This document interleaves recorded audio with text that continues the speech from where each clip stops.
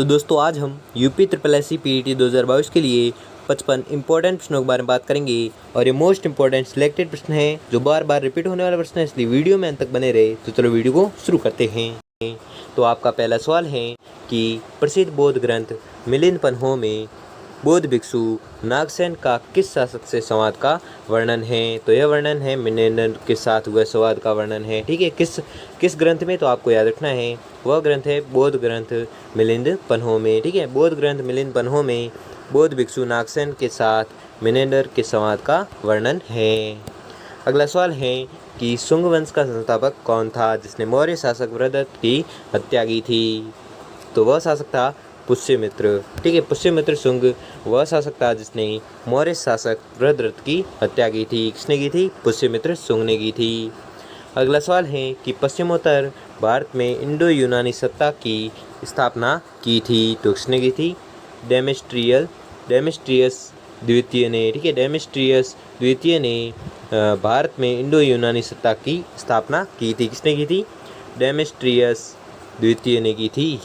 कहाँ पर की थी? तो पश्चिमोत्तर में की थी। ठीक है, अगला सवाल है कि यद्यपि यूनानी मलेच्छ है किंतु ज्योतिष के मूल निर्माता होने के कारण वंदनीय है, यह उल्लेख किया गया है। तो किसने किया है? वराहमिहिर ने। ठीक है, वराहमिहिर ने क्या उल्लेख किया है? यद्यपि यूनानी मलेच्छ है किंतु ज्योतिष के मूल निर्माता होने के कारण वंदनीय है, यह उल्लेख किया है किसने? वराहमिहिर ने। अगला सवाल है कि वह यवन शासक जिसने भारतीयों के राजा की उपाधि धारण की तथा यूनानी व खरोष्टी लिपि में अपने सिक्के चलाए। तो वह शासक था डेमेस्ट्रियस द्वितीय। ठीक है, डेमेस्ट्रियस द्वितीय वह शासक था जिसने भारतीयों के राजा की उपाधि धारण की तथा यूनानी एवं खरोष्टी लिपि में अपने सिक्के जारी करवाए थे। किसने? डेमेस्ट्रियस ने। ठीक है, तो आपको याद रखना है। अगला सवाल है कि पुष्यमित्र ने के शासनकाल में यवनों ने भारत पर आक्रमण किया, इसकी जानकारी प्राप्त होती है। तो कहाँ से प्राप्त होती है? तो यह प्राप्त होती है उपयुक्त सभी से। ठीक है, मालविक अग्निमित्र, महाभाष्य और गार्गी संहिता, ये तीनों से प्राप्त होते हैं। क्या?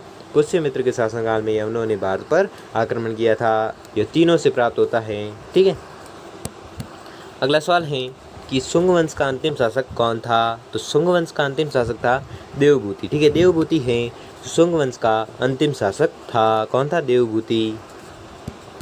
अगला सवाल है कि वह वंश जिसे शुंग भृत्य या शुंगों का नौकर कहा गया है।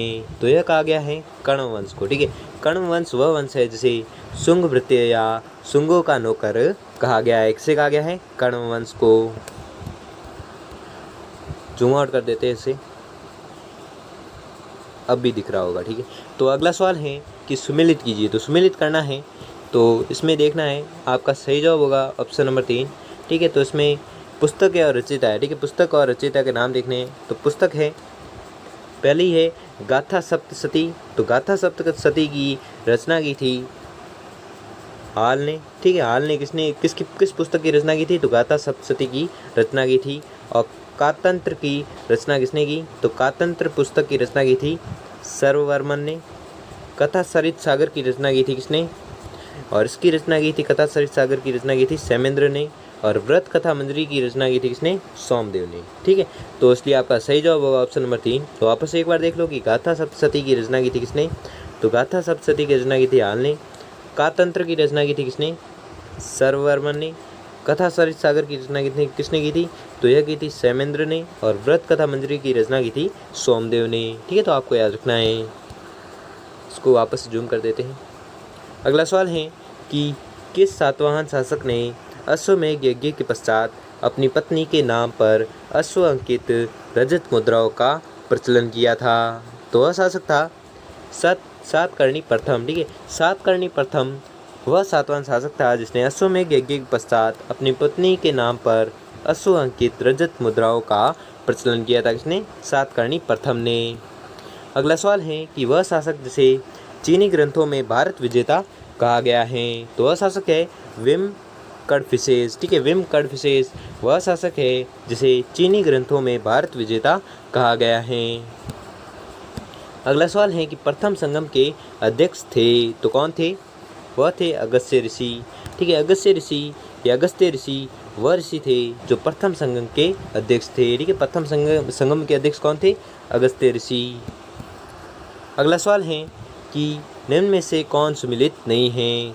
तो वह है शिवक चिंतामणि, शीतलेश सतनार। ठीक है, ये जो कथन है या यह जो शब्द है वह सुमिलित नहीं है, शिवक चिंतामणि और शीतलेश सतनार। ठीक है, तो आपका सही जवाब होगा ऑप्शन नंबर 3।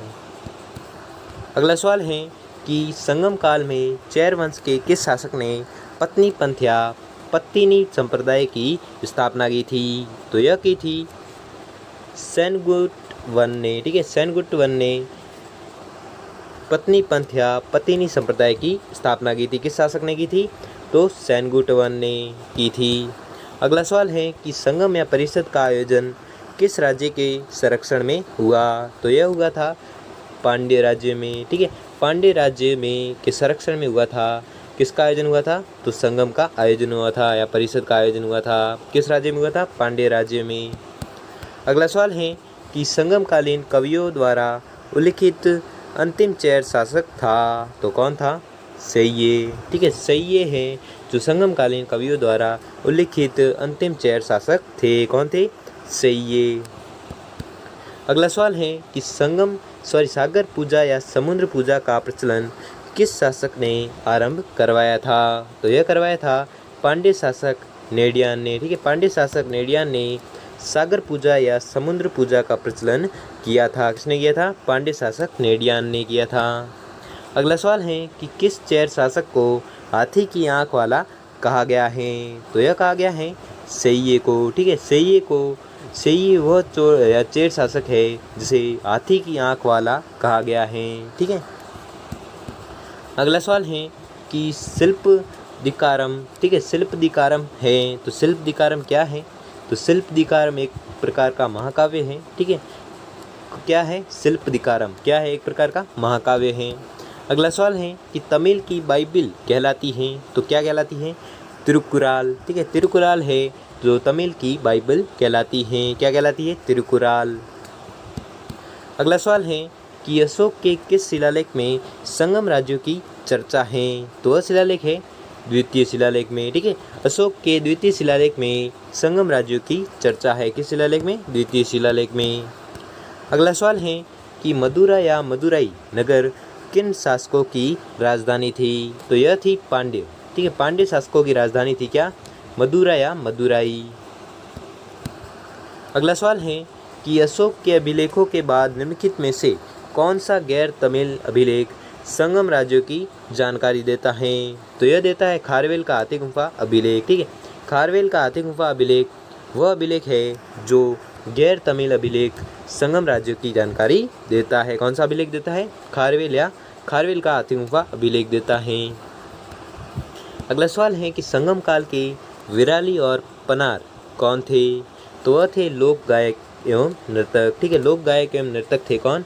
संगम काल के विराली और पन्नार। ठीक है, संगम काल के विराली और पन्नार थे एक प्रकार के एक लोक नायक और नर्तक थे।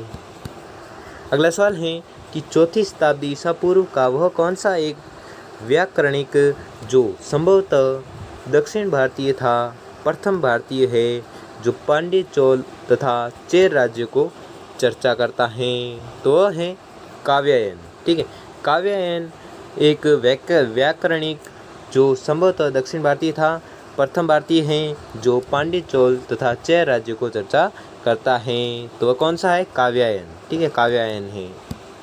अगला सवाल है कि कौन सा संगम ग्रंथ सिर्फ चेर शासकों का विवरण देता है? तो वह ग्रंथ है पद्दिरुपत्तु। ठीक है, पद्दिरुपत्तु वह ग्रंथ है वह संगम ग्रंथ है जो सिर्फ चेर शासकों का विवरण देता है। कौन सा ग्रंथ? पद्दिरुपत्तु। ठीक है, पद्दिरुपत्तु। अगला सवाल है कि पांड्यों की राजधानी मदुरै का विस्तृत विवरण देने वाला ग्रंथ मदुरै का जी का लेखक कौन था? तो वह था मांगुड़ी मरुदन। ठीक है, मांगुड़ी मरुदन वह व्यक्ति था जो मदुरै का जी का लेखक था। अगला सवाल है कि वह पांड्य शासक जिसने तल्याल नगा नमे, ठीक है, तल्याल नगा नमे के युद्ध में चेर चोल व 5 अन्य राजाओं को हराया था। तो वह शासक कौन था? नैडिन जालिन, ठीक है, नैडिन जालिन वह शासक था जिसने तल्याल नगा नमे के युद्ध में चेर चोल व 5 अन्य राजाओं को हराया था। किसने हराया था? नैडिन जालिन ने।